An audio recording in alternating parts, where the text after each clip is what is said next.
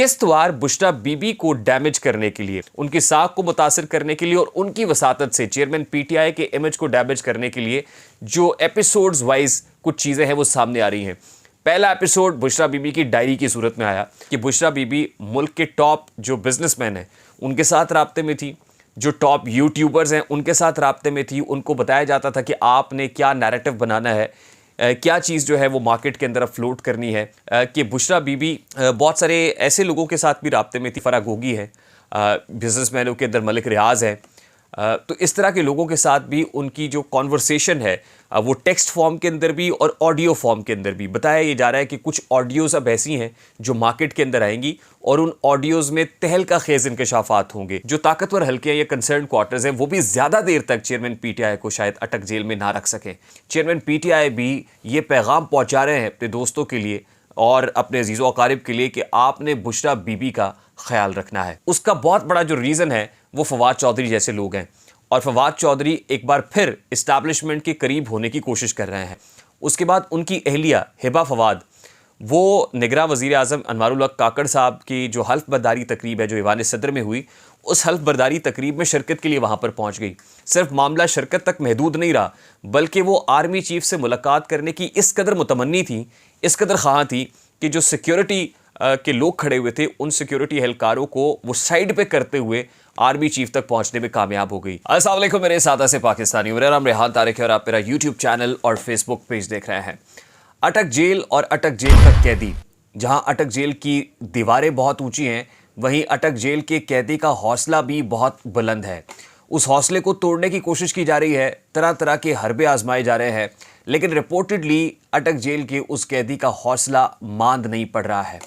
गुज़श्ता रोज़ भी अटक जेल के कैदी यानी साबिक वज़ीर आज़म पाकिस्तान चेयरमैन पीटीआई की मुलाकात अपनी अहलिया और साबिका खातून अव्वल बुशरा बीबी से हुई है और बुशरा बीबी इस मुलाकात का जो अहवाल बताती हैं उसके मुताबिक 9x11 का कमरा है, काल कोठरी है, पीने के लिए पानी जहाँ से ले रहा है वहीं से वज़ू के लिए और वॉशरूम जाने के लिए पानी मैसर है, कीड़े मकोड़े उनकी बहुतात है और वो इस वजह से है कि नमी वाला इलाका है, पास ही दरिया भी बहता है, तो सूरत हाल बड़ी दिगरगूं है।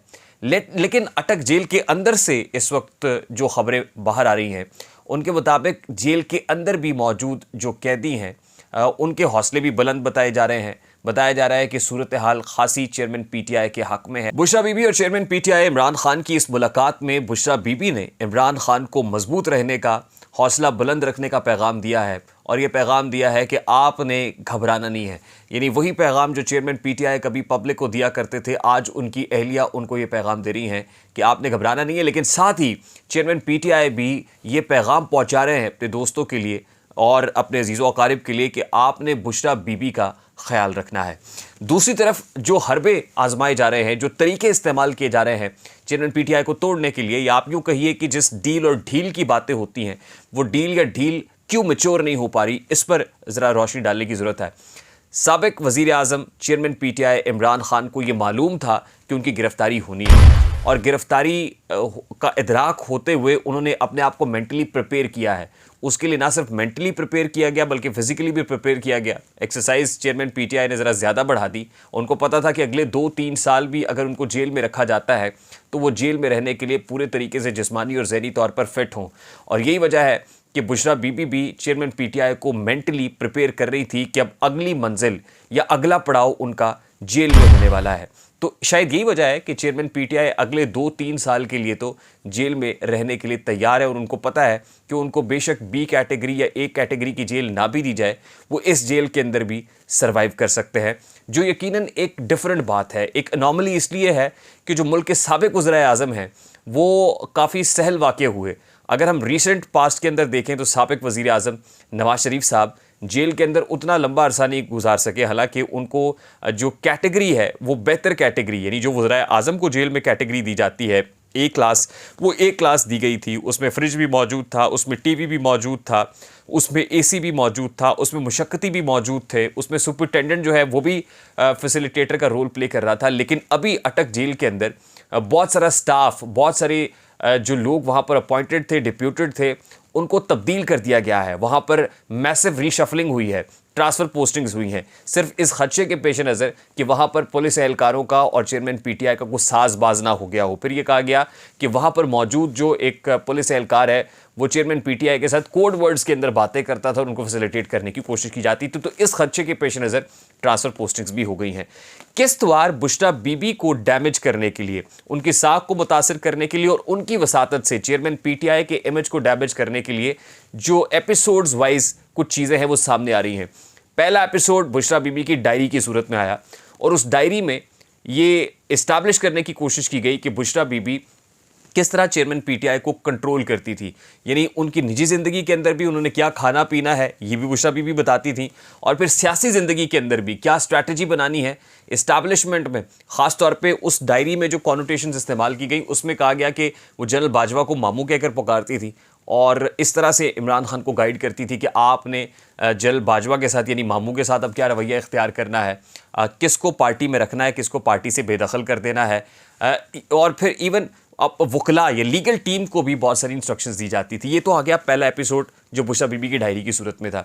दूसरे एपिसोड के अंदर डीआईजी इन्वेस्टिगेशन इमरान किश्वर जो जीआईटी के सरबराह भी थे, उनके स्टेटमेंट सामने आ रहे हैं और वो ये बताने की कोशिश कर रहे हैं कि जिस वक्त हमने जमान पार्क में इमरान खान की गिरफ्तारी के लिए छापा मारा तो हमें ब्रेक इन करना पड़ा, हमें दरवाजे तोड़ने पड़े, सामने से मज़ामत का सामना था और फिर जो बुलेट प्रूफ जो दरवाजे हैं वो भी तोड़े गए तो बुशरा बीबी की तरफ से गालम गलोच की गई, उनको बेगैरत कहा गया और फिर उसके बाद जब सिल्वर बाउल की तरफ हाथ बढ़ाया तो वो खोलने से पहले बुशरा बीबी ने कहा कि आप बावजू नहीं हैं, आपको वज़ू करने से किए बगैर इसको हाथ नहीं लगाना चाहिए।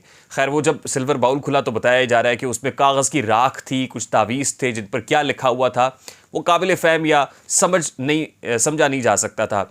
हरूफ मुक़त्ताआत जो है वो लिखे हुए थे और यानी उससे ये इस्टेब्लिश करने की कोशिश की जा रही है कि ज़मान पार्क के अंदर बुशरा बीबी जादू टूने करती थी, तावीज़ धागे करती थी, यानी अल्टीमेटली बुशरा बीबी के इमेज को एक जादूगरनी के तौर पर पोर्ट्रे किया जा रहा है।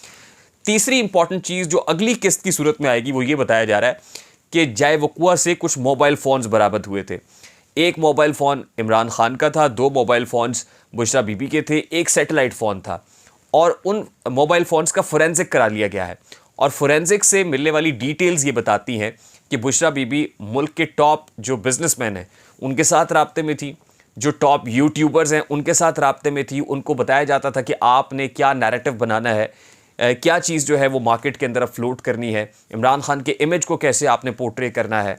तीसरा इंपॉर्टेंट फैक्टर ये है कि बुशरा बीबी बहुत सारे ऐसे लोगों के साथ भी राब्ते में थी जैसे जो उनके लिए सहूलतकारी का किरदार अदा करती थी, जैसे फ़रा गोगी है, बिजनेसमैनों के अंदर मलिक रियाज है। तो इस तरह के लोगों के साथ भी उनकी जो कॉन्वर्सेशन है वो टेक्स्ट फॉर्म के अंदर भी और ऑडियो फॉर्म के अंदर भी। बताया ये जा रहा है कि कुछ ऑडियोज़ अब ऐसी हैं जो मार्केट के अंदर आएंगी और उन ऑडियोज़ में तहलका खेज़ इंकशाफात होंगे।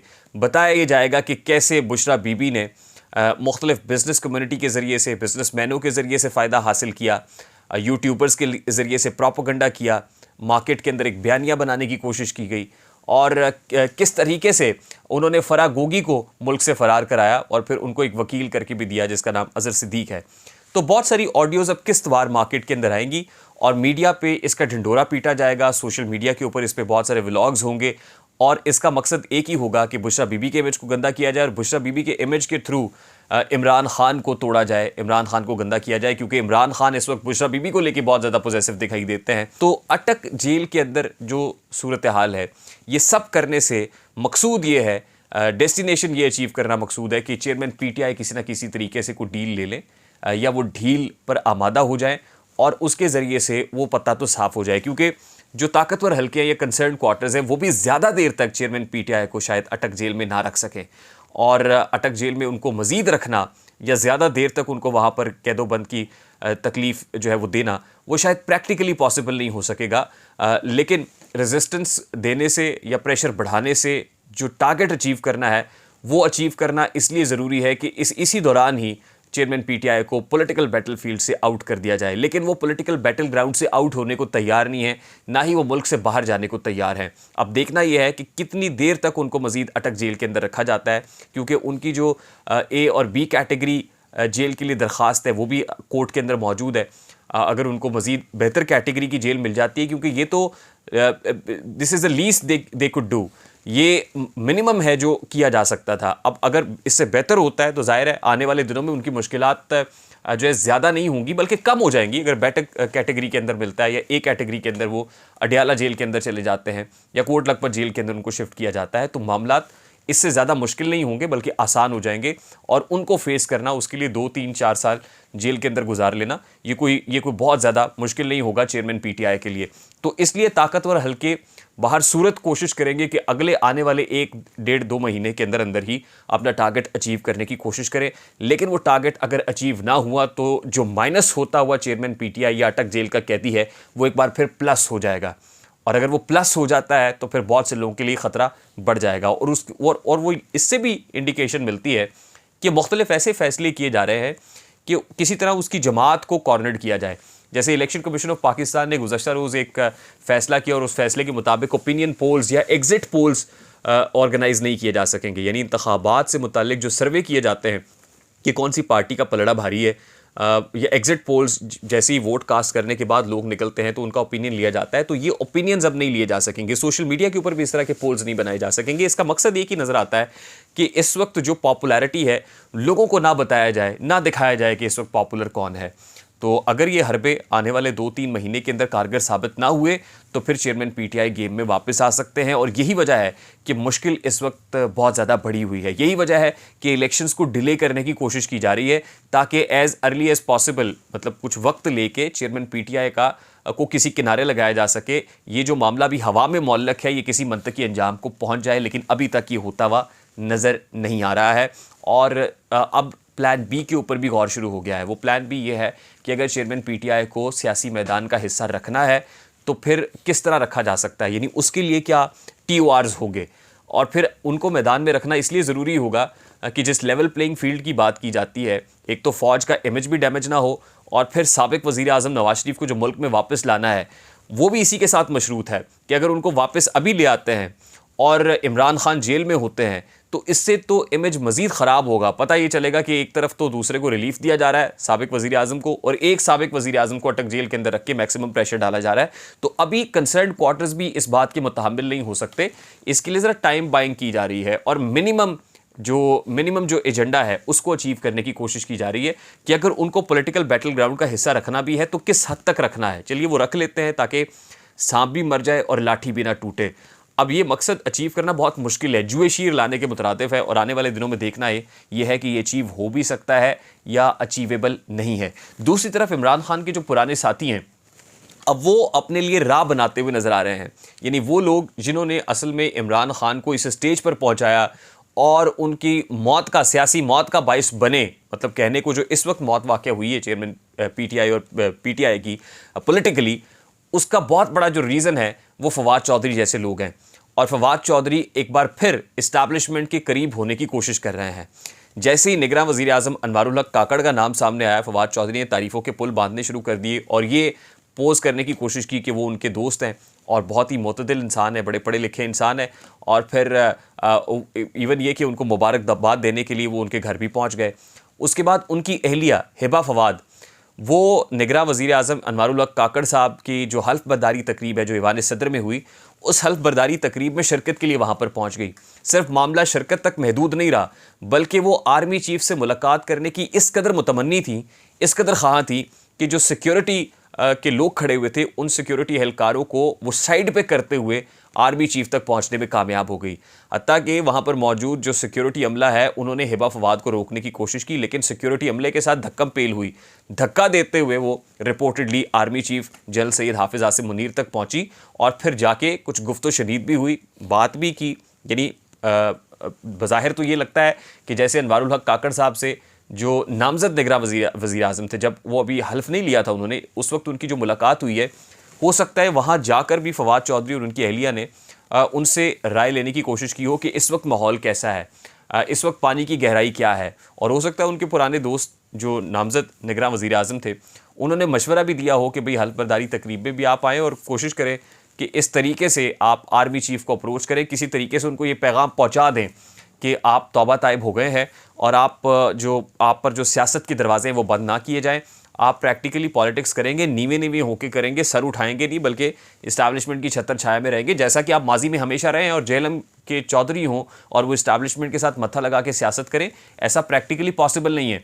तो शायद हिबा फवाद के ज़रिए से, अपनी अहलिया के ज़रिए से फवाद चौधरी ने आर्मी चीफ तक पैगाम पहुंचाने की कोशिश की है। अब वो पैगाम किस कदर इफेक्टिवली पहुंचा है इस बारे में तो कुछ नहीं कहा जा सकता, लेकिन पैगाम पहुंचा ज़रूर है।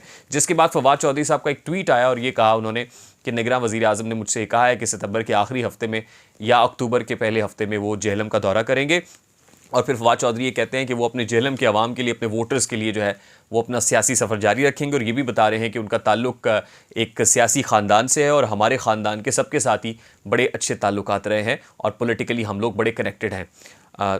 तीसरी इंपॉर्टेंट चीज़ ये है कि आर्मी चीफ़ की जो सीनियर सहाफ़ियों से मुलाकात हुई, गैर रस्मी मुलाकात के अंदर मुजीबुर रहमान शामी साहब भी मौजूद थे। शामी साहब ने on a lighter note army chief से ये कहा कि आप सहाफ़ियों से मिलते क्यों नहीं हैं। तो शायद on a lighter note he army chief ने यह भी कह दिया कि उन्हें मीडिया से डर लगता है। और फिर शामी साहब ने यह कहा है कि जो मीडिया से डर वाला एलिमेंट है उसको ज़रा आप कुछ भी करके ख़त्म करें। तो फिर खैर उन्होंने किस्सा मुख्तसर ये कि chief of the army staff ने मुजीबुर रहमान शामी साहब से ये कहा है कि शामी साहब, आप जो इस वक्त लोग मायूस हैं उनको जाके ये बताएं कि मायूसी कुफ्र है। पाकिस्तान वसाइल की दौलत से माला माल है, मिनरल्स की दौलत से माला माल है, रिसोर्सेज बहुत सारे हैं। इस पोटेंशियल को टैप इन करने की ज़रूरत है तो हालात बड़े बेहतर हो जाएंगे। यानी chief of the army staff एक ही नैरेटिव बिल्ड कर रहे हैं और वो ये है कि मायूसी कुफ्र है, मायूस ना हो, उम्मीद का दामन हाथ से ना छोड़ें और आने वाले दिन बहुत अच्छे होंगे। यानी अभी फ़ौज के इमेज को रिवाइव करने के लिए, रीगेन करने के लिए chief of the army staff कुछ वक्त लेते हुए नज़र आ रहे हैं। उसमें SIFC भी है, उसमें दोस्त ममालिक के साथ ताउन भी है, मईशत भी है। और लगता ये है कि जब तक ये नहीं हो जाता तब तक जो आने वाला सियासी नक्शा है वो किसी हतमी स्टेज को नहीं पहुँचेगा। मुझे रेहान तारिक को इजाज़त दीजिए, अपना बहुत सारा ख्याल रखिएगा। अस्सलाम वालेकुम।